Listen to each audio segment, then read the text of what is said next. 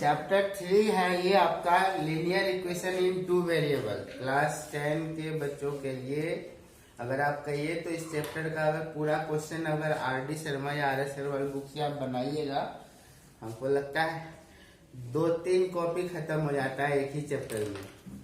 Question मतलब थोड़ा सा ज्यादा है, ठीक है।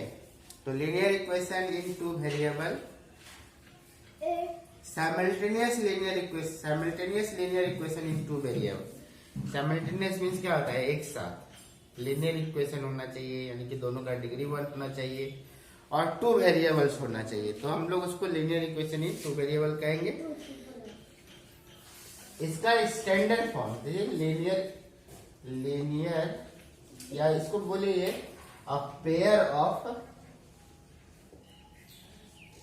Linear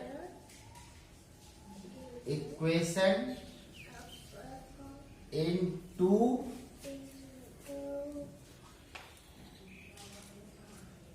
variables. A pair of linear equation in two variables. इसका स्टैंडर्ड फॉर्म देखिए, a1x b1y plus c1 equal to 0, a2x plus b2y plus c2 equal to 0।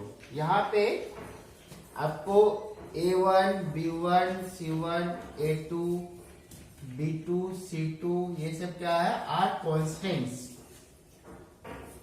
ये सभी कॉन्स्टेंट्स हैं, मतलब कोई नंबर होगा, कोई अल्फा आदि वेरिएबल नहीं है ये।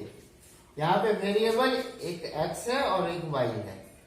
ये जो दोनों इक्वेशन है तो 2 है, इसलिए यहाँ पे पेयर वर्ड लगा हुआ है, और लीनियर इसलिए लगा हुआ है दोनों का डिग्री दोनों का डिग्री 1 है। इसका भी डिग्री 1 है, इसका भी 1 है। तो ये पेयर ऑफ लीनियर इक्वेशन हुआ। कितने वेरिएबल्स में है? 2 वेरिएबल्स में। एक वेरिएबल x है, दूसरा y। यहाँ a b c ये सब वेरिएबल नहीं है, इसको कोई कांस्टेंट माना गया। तो हम लोग इसको लीनियर इक्वेशन इन 2 वेरिएबल बोलेंगे। तो लीनियर इक्वेशन इन 2 वेरिएबल चैप्टर को मतलब कि इसमें से ग्राफिक मेथड्स है, थोड़ा कॉन्सेप्ट ये बताते हैं कि लीनियर इक्वेशन इन 2 वेरिएबल चैप्टर जनरली हम लोग ज्यादातर वर्ड प्रॉब्लम जो है हमारे डेली लाइफ में है, जैसे कि एक कलम का दाम 5 रुपया है, 5 बुक का दाम 20 रुपया है, टोटल मिला करके इतना रुपया हुआ।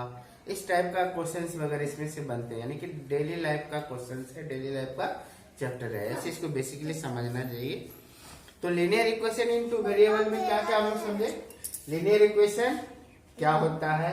क्योंकि इसका डिग्री 1 है इसलिए ये लीनियर इक्वेशन है। वेरिएबल 2 है इसलिए 2 वेरिएबल में। पेयर है, एक जोड़ा है, 2 है इसलिए पेयर ऑफ लीनियर इक्वेशन है। इसमें अब दूसरी बात आ गया, इसका एग्जांपल देख लीजिए कौन कौन से है। जैसे 2x plus 3y plus 7 equal to 0, x minus 2y plus 8 equal to 0। मान लीजिए 2 इक्वेशन है, 2 वेरिएबल्स है और दोनों का डिग्री 1 है, इसलिए लीनियर इक्वेशन इन 2 वेरिएबल है।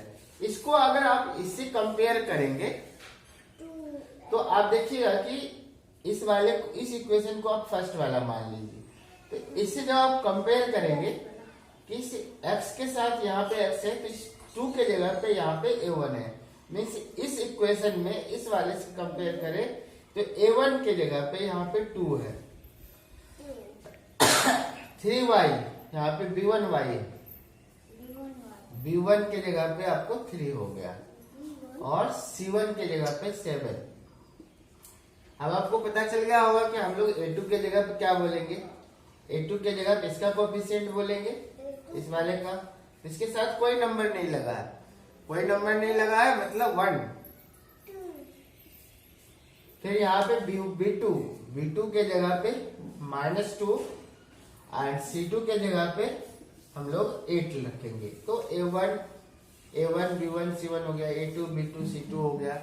सब क्या आपको हमको ये सब कांस्टेंट है। हमने क्या बोला कि लीनियर इक्वेशन इस फॉर्म का होता है जहां पे a1 b1 c1 a2 b2 c2 क्या है, कांस्टेंट है। आप देखिए इस इक्वेशन को इससे ये जो है स्टैंडर्ड फॉर्म है ये, और इस स्टैंडर्ड फॉर्म से ये जो फॉर्म है उसे कंपेयर कर रहे हैं तो हमारा a1 b1 c1 की जगह पे ऐसे नंबर्स आ रहे हैं, ये कांस्टेंट है। तो आखिर आपको समझ में आ गया कि linear equation in two variable होता क्या है और उसकी स्टैंडर्ड फॉर्म क्या है। ये स्टैंडर्ड फॉर्म कल आएगा।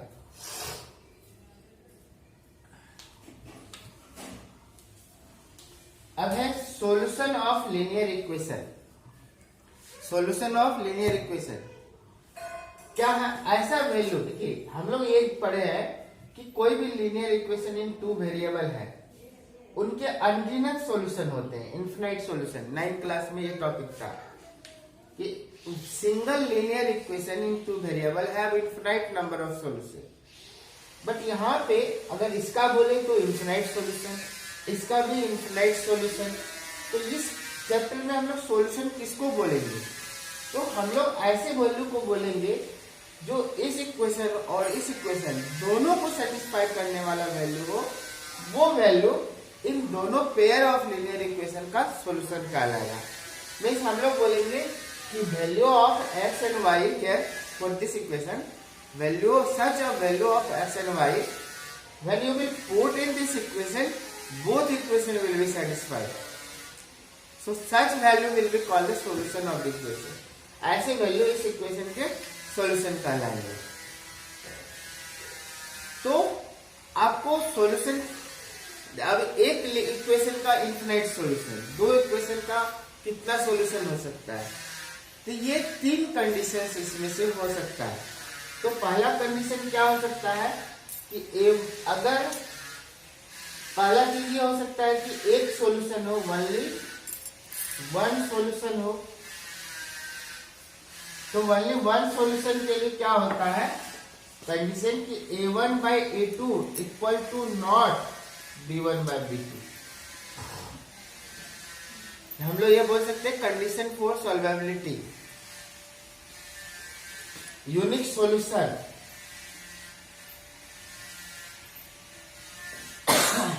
इसको यूनिक सॉल्यूशन बोलेंगे। मतलब अगर ये कंडीशन सेटिस्फाइड हो रहा है तो इस सिस्टम ऑफ इक्वेशन का, सिस्टम ऑफ इक्वेशन हम इसलिए बोल रहे हैं ताकि दो है, अकेला नहीं है, या पेयर ऑफ इक्वेशन बोलिए या सिस्टम ऑफ इक्वेशन बोलिए, इसके वन यूनिक सॉल्यूशन होने के लिए, मतलब एक वैल्यू हो, एक पेयर वैल्यू है दोनों का x एंड y का, जो इसको पूरा पूरा सेटिस्फाई करेगा।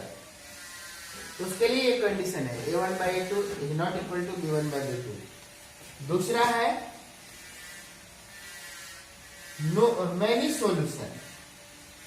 मैनी सॉल्यूशन, मैनी सॉल्यूशन मतलब दोनों इक्वेशन का अनगिनत ऐसा नंबर है जो दोनों को सेटिस्फाइड करता है। यहाँ पे वन सॉल्यूशन का मतलब एक ही ऐसा पेयर ऑफ वैल्यू है, x और y का एक ही वैल्यू है जो इसको सेटिस्फाई करता है। मैनी सॉल्यूशन मतलब बहुत सारे ऐसे वैल्यू है जो इक्वेशन को सेटिस्फाई करता है। तो जब आप यहाँ पे इसके लिए कंडीशन, यानी हम लोग इसको कहेंगे infinite solution. Infinite solution, infinite solution के लिए कंडीशन ये है a1 by a2 equal to b1 by b2 equal to c1 by c2। Third condition है नो सॉल्यूशन, किस केस में सॉल्यूशन होगा नहीं। तो उसकी कंडीशन है पहला दो इक्वल होना चाहिए, a1 by a2 b1 by b2 is not equal to c1 by c2। देखिए अभी आप क्या क्या सीखे, पहले ये सीखे कि पेयर ऑफ लीनियर इक्वेशन क्या होता है और सॉल्यूशन क्या होता है। हाँ, और अब हम ये समझ रहे हैं कि एक सिस्टम ऑफ इक्वेशन, एक पेयर ऑफ इक्वेशन का सब 3 बातें हो सकता है। या तो केवल एक सॉल्यूशन होगा जो दोनों को सेटिस्फाई करेगा, या बहुत सारे सॉल्यूशन हो सकता है जो दोनों को सेटिस्फाई करे, या फिर हो सकता है कोई भी सॉल्यूशन ना हो जो उसको सेटिस्फाई करे दोनों को। तो यदि आप a1 by a2 और b1 by b2 फाइंड करते हैं और बराबर नहीं आता है तो मतलब उस इक्वेशन, पेयर ऑफ इक्वेशन का एक सॉल्यूशन होगा। अगर ये वाली कंडीशन आ जाता है, तीनों वैल्यू निकालिए, a1 by a2, b1 by b2, c1 by c2, d1 by c1 by c2, ये निकालिए। अगर ये कंडीशन को पूरा करता है तो इसके मैनी सॉल्यूशन होंगे। अगर दो बराबर है लेकिन तीसरा बराबर नहीं है तो उसकी सॉल्यूशन नहीं होंगे। मतलब ऐसा कोई वैल्यू नहीं होगा जो दोनों इक्वेशन को सेटिस्फाई करेगा। समझे?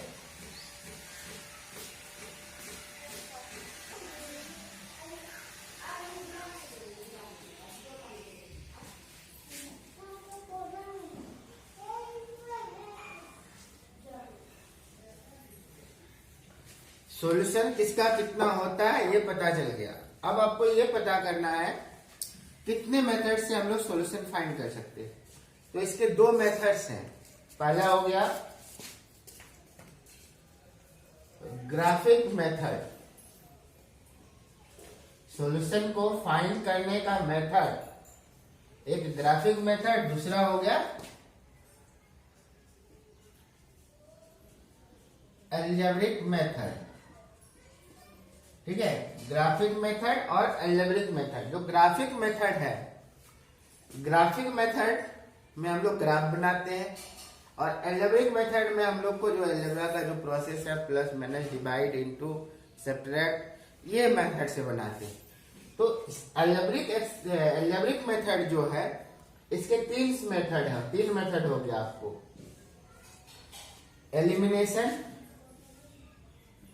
एलिमिनेशन मेथड हो गया,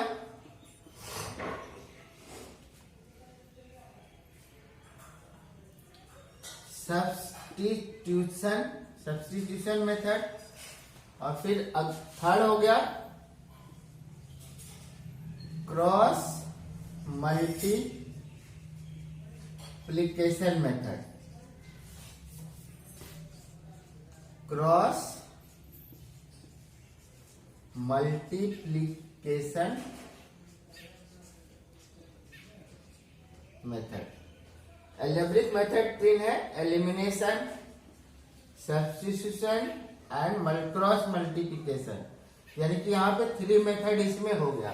अगर ऑल टुगेदर मिलाइए थ्री मेथड, ये एक चार मेथड हो गया। लेकिन हम पहले दो भागों में बांट दिए। एक तो अलजेब्रिक सॉल्यूशन निकालने का एक मेथड हो गया अलजेब्रिक मेथड, दूसरा एक ग्राफिक मेथड, दूसरा अलजेब्रिक मेथड। और अलजेब्रिक मेथड में तीन तरीके से, elimination, substitution and cross multiplication. तो पहले ये मेथड लिखिए और इसमें से सबसे पहले हम आपको ग्राफिक मेथड बताएंगे। Graphic method of solution. Question है solve the following system of equation graphically. इसको हम लोग को ग्राफिकली सॉल्व करना है, यानी कि इसका हम लोग ग्राफ बनाएंगे, उसके बाद इसको सॉल्व करेंगे। तो जब आप ग्राफ बनाइएगा तो पहली बात आपने वहां पे तीन चीजें पढ़ा था कि इसके एक सॉल्यूशन होंगे कि मैनी सॉल्यूशन होंगे कि कोई भी सॉल्यूशन नहीं होंगे। जस्ट थोड़ा सा एक मिनट में हम लोग चेक कर सकते हैं। ये a1 बाई a2 है।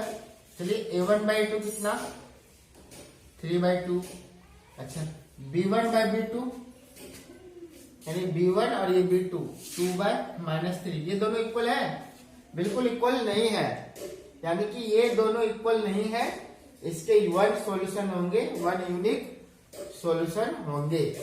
तो वन यूनिक सॉल्यूशन है। अब आपको क्या करना है, इक्वेशन को सॉल्व करना है। सॉल्व करने के लिए आपको जो मैं बता रहा हूं पहला काम है आपको एक फॉर्मूला बनाना। फॉर्मूला बनाना है। फॉर्मूला करने का सेंस क्या है, ये जो इक्वेशन दिया हुआ है एक से एक फॉर्मूला बनाएंगे। तो हम लोग कैसे फॉर्मूला बनाए, जैसे यहाँ पे आप देखिए ये जो इक्वेशन है, फर्स्ट वाली इक्वेशन, फ्रॉम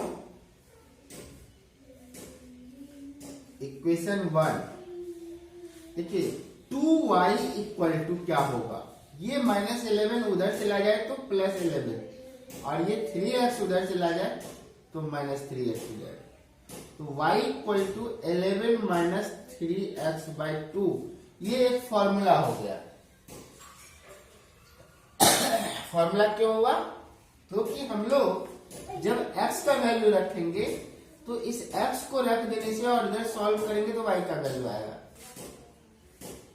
ये y x पे डिपेंड है, यहाँ पे x जो है इंडिपेंडेंट है और y डिपेंडेंट है, क्योंकि ये y का वैल्यू इस x पे डिपेंड करेगा। ये इंडिपेंडेंट है मतलब हम अपने मन से उसका वैल्यू रखेंगे, कुछ भी रखिए 1 2 3 4 5 6 -1 -2 -3 -4 -5 -6 0 कुछ भी रखिए। लेकिन एक बात ध्यान रखना है, क्या ध्यान रखना है कि जब आप यहाँ पे वैल्यू रख रहे हैं तो वो वैल्यू रखने के बाद जो ऊपर का आप सॉल्व करेंगे, जो डिनोमिनेटर है उससे कटना चाहिए, डिवाइड हो जाना चाहिए।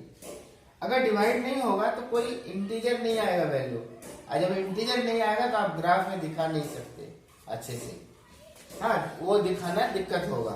इसलिए आपको क्या करना है, इसको यहाँ पे इस x का वैल्यू आप 1 से लेकर के -6 से लेकर +6 तक में रखिए, ताकि आपको ग्राफ पे अच्छे से दिखा सके। कम वैल्यू रहेगा तो ग्राफ का आप अच्छे से दिखा सकते हैं। इसलिए आपको क्या करना है, इस x का वैल्यू थोड़ा सोच समझ के लेना है। ये नहीं क्या लेना है, ले सकते हैं आप कुछ भी, लेकिन वो सुटेबल होना चाहिए ताकि आप ग्राफ पेपर पे दिखा सके। तो आप यहाँ पे आप देखिए क्या क्या रख सकते हैं, 1 0 2 3 4 कुछ भी रख सकते हैं। तो इसके लिए एक टेबल हम लोग बगल में बना देंगे, ठीक है। तो टेबल में एक जगह x लिख दीजिए और एक y लिख दीजिए। अब सपोज अगर हम लोग यहाँ पे x के जगह पे 0 रख दे, तो अगर 0 रख देंगे तो ये 3 खत्म हो जाएगा, 3 × 0 खत्म। 11 में से 3 गया, 11 में से 0 गया तो 11 2 से कटेगा नहीं, यानी 0 नहीं रखेंगे। फिर हम लोग 1 रखते हैं, ये 1 रखने से क्या होगा थोड़ा सा लिखिए, 11 - 3 × 1/2, तो 11 - 3/2 8/2 क्या है 4, तो हम लोग यहाँ पे 4 रख देंगे। ये जो x का वैल्यू हम लोग रखते हैं, इस x के वैल्यू रखने से हमारा करस्पॉन्डिंग y वैल्यू आया। फिर इसी तरीके से हम लोग इस फॉर्मूला में दूसरा वैल्यू रखेंगे। जैसे आप यहाँ पे ना -1 रख दीजिए, तो -1 रखने से क्या होगा, 1 - 3 × -1/2, तो 11 और -+3 14/2, 14 to 2 से कैंसिल 7, तो ये 7 वैल्यू आया। तो आप देख रहे हैं हम लोग x को अपने मन से रख रहे हैं, उसका कोरस्पॉन्डिंग वैल्यू y आ रहा है। फिर इसी तरीके से आप कोई भी अपना वैल्यू दूसरा रखेंगे, तो जो दूसरा वैल्यू रखेंगे, मान लीजिए हम लोग, क्योंकि हमारा कटने वाला आना चाहिए, इसको सॉल्व करने से 2 से डिवाइड होने वाला, जैसे यहाँ 3 रहता तो हम लोग ये देखते हैं कि ऐसा वैल्यू ऊपर रखें कि सॉल्व करने के बाद 3 से डिवाइड हो जाए। तो यहाँ पे हम लोग ऑड नंबर जनरली रख रहे हैं, अगर 3 रख देते हैं क्या होता है, 3 3 जा 9, 11 - 9 2/2, 2/2 मीन्स 1, यहाँ पे आप 1 रख दीजिएगा। तो ये आपका सॉल्यूशन आ गया। ये जो है ना, इसको हम लोग इस इक्वेशन का सॉल्यूशन बोलेंगे। इसको 1 दीजिए, इसको 2, इस इक्वेशन का सॉल्यूशन है। बहुत सारा सॉल्यूशन हो सकता है, आप कितना भी वैल्यू रख सकेंगे, उसका कॉरेस्पॉन्डिंग अनगिनत वैल्यू आएगा। आपको 3 लेना है ताकि आप ग्राफ जब बनाएंगे तो कंफर्टेबली बना सके। अब आइए हम लोग सेकेंड इक्वेशन जो है, ये सेकेंड वाला इक्वेशन, सेकेंड इक्वेशन से ऐसे ही टेबल बनाते हैं। फ्रॉम इक्वेशन सेकेंड, तो सेकेंड इक्वेशन से आपको -3y = क्या आ जाएगा, ये 10 हो जाएगा तो -10, और 2x जाएगा तो -2x, तो y = -10, चलिए कॉमन ले लीजिए,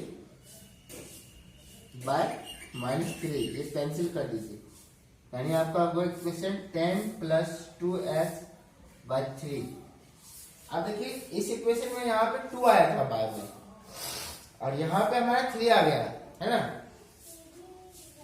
तो 3 आ गया तो आपको अब क्या देखना है कि यहाँ पे ऐसा वैल्यू रखेंगे कि ऊपर वाला सॉल्व करके 3 से कट जाए, 3 से, और इसके टेबल बना लेंगे हम लोग। यहाँ पे टेबल बनाएंगे, ये आपको इक्वेशन सेकंड के लिए टेबल है, सेकंड वाला इक्वेशन के लिए टेबल है। चलिए हम लोग इसमें भी सोचते हैं। अब लेकिन यहाँ पे ध्यान रखना था कि 2 से डिवाइड हो, यहाँ पे ध्यान रखना है कि 3 से डिवाइड हो। यहाँ पे आप ऐसा वैल्यू रखेंगे कि सॉल्व करके 3 से डिवीजन होना चाहिए। तो चलिए यहाँ पे हम लोग ऐसा करते हैं, यहाँ पे ना 1 रख देते हैं x की जगह पे। ऐसा करने से क्या होगा, देखिए वहां पे हमारा है 10 प्लस 2 इंटू यहाँ x है ना 1/3, तो 10 प्लस 2/3 12/3, 12 तो कट जाएगा 4, तो इसकी वैल्यू आ जाएंगे 4। कोई दिक्कत, 2 1 2, 10 प्लस 2 12, 12 को 3 से डिवाइड कीजिए, 4 आ गया, ये आ गया। अब क्या कीजिए, हम लोग देख लिए थे कि 1 रखेंगे तो ये 2 हो जाएगा, 10 प्लस 2 12 आएगा, 12 3 से कट जाएगा। नेक्स्ट आप -1 रख दीजिए तो नहीं होने वाला कुछ। 15 कटता है, ठीक 15 डिवाइड होता है 3 से, 18 डिवाइड होता है। 18 होने के लिए हम लोग यहाँ पे 4 रख देते हैं, इसलिए x के जगह 4 रख देते हैं। कहने का मतलब क्या है, देखिए 3 से तो 18 डिवाइड होगा, तो हम सोच रहे हैं कि ये 18 कैसे आ जाए, इसके लिए हम लोग यहाँ 4 रख देंगे। 4 2 जा 8 हो जाएगा, और 10 प्लस 8 18, 18 3 से कट जाएगा, तो हम लोग का 10 प्लस 2 इंटू 4/3, तो 10 4 2 जा 8, 8/3, 18/3, 18 3 से कट जाएगा तो आपको 6 आ जाएगा। तो आप यहाँ क्या लिख दीजिएगा 6, समझ गए। नेक्स्ट और एक आप वैल्यू सोचिए, अगर हम लोग ये मान लीजिए 3 से डिवाइड होने वाला 6 भी आ सकता है, तो -4 -2 रख दीजिए। देखिए क्या होता है, -2 रखने से क्या होगा, 10 प्लस 2 इंटू -2/3। अगर हम लोग यहाँ -2 रख रहे तो क्या हो रहा है, 10 2 2 जा 4, यहाँ पे प्लस -4/3, तो ये हमारा 6/3, यानी यहाँ पे हमारा 2 आ गया, तो ये 2 आ गया। अब देख लिए कि कैसे हम लोग को वैल्यू रखना है। सबसे बड़ी काम इसमें से आपको एक टेबल बनाना है। टेबल में प्रॉब्लम आता है कि कैसे डिवाइड होगा, क्या रखेंगे, ये मायने बात दिमाग में रहना चाहिए, वो आना चाहिए। तो आप कॉन्सेप्ट देखें कि जो अभी हमारे डिनोमिनेटर में रहेगा, तो हम पहले माइंड में सेट कर लेंगे कि यहाँ पे कुछ ऐसा वैल्यू रख दे जिसको रखने से 2 से डिवाइड हो जाएगा। तो हमने ये सोचा, उसके कॉरेस्पॉन्डिंग वैल्यू जो आए ये टेबल बन गया। उसी तरीके से इस इक्वेशन में हम लोगों ने 3x के जगह पे इन वैल्यू को रखने से हम देखे कि ऐसा नंबर आ रहा है, इंटीजर आ जा रहा है कट के।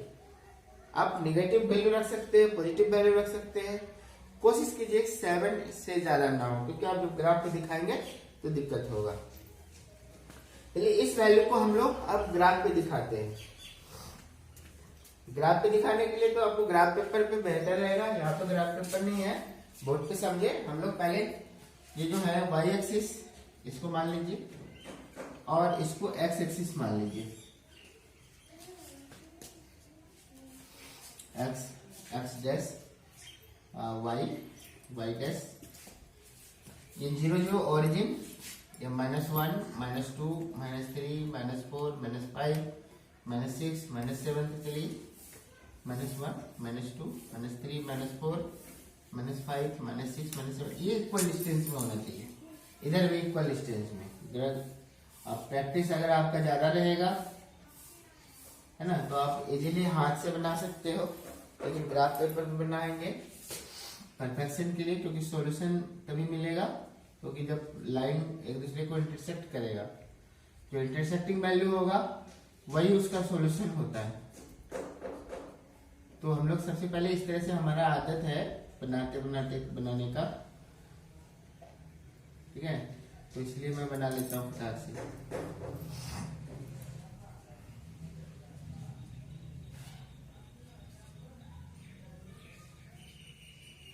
वन 2 3 4 5 इस तरह से ऊपर बढ़ेगा 6। अब इस तरह से पहले कोऑर्डिनेट प्लेन बना लीजिए। अब आइए ये इक्वेशन 1 का है, इस वैल्यू को इस ग्राफ में रखना है। सबसे पहले वैल्यू हमारा क्या है 1 and 4, x पे 1, x पे 1 मिल गया, और y पे क्या है 4, देखिए 4 यहाँ है।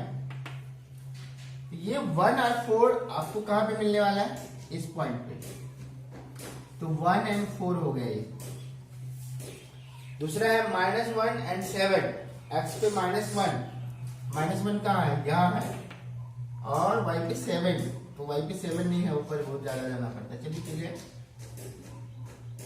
इसलिए हम लोग वैल्यू क्या रखेंगे, आप देख रहे हैं कि 6, 7, 5 तक रहे तो और मजेदार है, क्वेश्चन आसानी से बनता है। चलिए -1 का कोरस्पॉन्डिंग वैल्यू है 7, ये हो गया। देखिए x पे -1, y पे 7, ये दोनों लाइन आकर के इस पॉइंट पे मिलेगा, है ना, इधर से ये आएगा, इधर से ये यहाँ पे मिलेगा। फिर नेक्स्ट है x पे 3 और y पे 1, x पे 3 ये और y पे 1, ये पॉइंट 3 and 1। आपको देखिए जब उस पेयर में लिख रहे हैं, ऑर्डर पेयर में लिख रहे हैं, तो x वाले को पहले लिखना है और y वाले को बाद में लिखना है। ये जो तीनों पॉइंट्स हैं, इस तीनों पॉइंट को मिलाते हुए हम लोग लाइन ड्रॉ कर देंगे, समझे। तो ये जो लाइन जाएगा, लाइन ड्रॉ होगा, इसी तरीके से हम लोग, ये इक्वेशन 1 का ग्राफ है, हम लोग इसको छोटा सा इक्वेशन 1 लिख देते हैं, और नेक्स्ट इस वाले वैल्यू को भी इस पे रखना है आपको। तो x पे कितना है 1, चलिए y 1 कहाँ है, यहाँ 1, और y पे 4, यानी ये पॉइंट, ये कॉमन पॉइंट हो गया। अच्छा, x पे 4 यहाँ है, y पे 6 कहाँ है, यहाँ। चलिए ये दोनों 6 आकर के यहाँ पे मिल रहा है, 4 and 6। नेक्स्ट है माइनस, हम लोग क्या रखा था, -2 रखा था, है ना, -2 रखे थे। तो -2 कहाँ है, यहाँ पे, और +2 ये दोनों, x पे -2, y पे यहाँ पे मिल जाएगा, -2, 2, और ये तीनों पॉइंट मिलते हुए आपको एक लाइन मिल जाएगा, ठीक है। अब एक चीज ध्यान रखिएगा, जब आप पॉइंट को ग्राफ पे दिखा रहे हैं, जब आप ग्राफ पे पॉइंट दिखाइएगा, तो वो हमेशा स्ट्रेट, जैसे कि इस वाले इक्वेशन का जो ग्राफ वैल्यूज था, ये सारे वैल्यू, इसको हम लोग रखा ग्राफ पे, तो ये ग्राफ इसका स्ट्रेट लाइन होगा। आपको याद दिलाते हैं, लीनियर इक्वेशन का ग्राफ हमेशा स्ट्रेट लाइन होता है। लीनियर इक्वेशन इन 2 वेरिएबल का ग्राफ स्ट्रेट लाइन होता है। तो इसके जो ग्राफ्स है, इन वैल्यू को लेकर के अगर आप ग्राफ बना रहे हैं तो स्ट्रेट लाइन आएगा। अगर स्ट्रेट लाइन नहीं आ रहा है, समझ लीजिए कहीं आपके कैलकुलेशन में मिस्टेक है। उसी तरीके से इस पॉइंट को लेकर के हमने ग्राफ बनाया, ये तीनों पॉइंट को मिलाते हुए लाइन ड्रॉ की, तो एक स्ट्रेट लाइन होगा। स्ट्रेट लाइन नहीं आ रहा है, समझ लिए कहीं कहीं एरर है, वो एरर आपको देखना पड़ेगा तब फिर। तो आप चलिए इक्वेशन हम लोग का, इस वाले फर्स्ट वाले इक्वेशन का लाइन ये हो गया, सेकेंड वाला इक्वेशन का लाइन ये हो गया, और ये दोनों लाइन जहां पे मिल रहा है वो ये वैल्यू है। चलिए ये है इक्वेशन हमारा सेकेंड।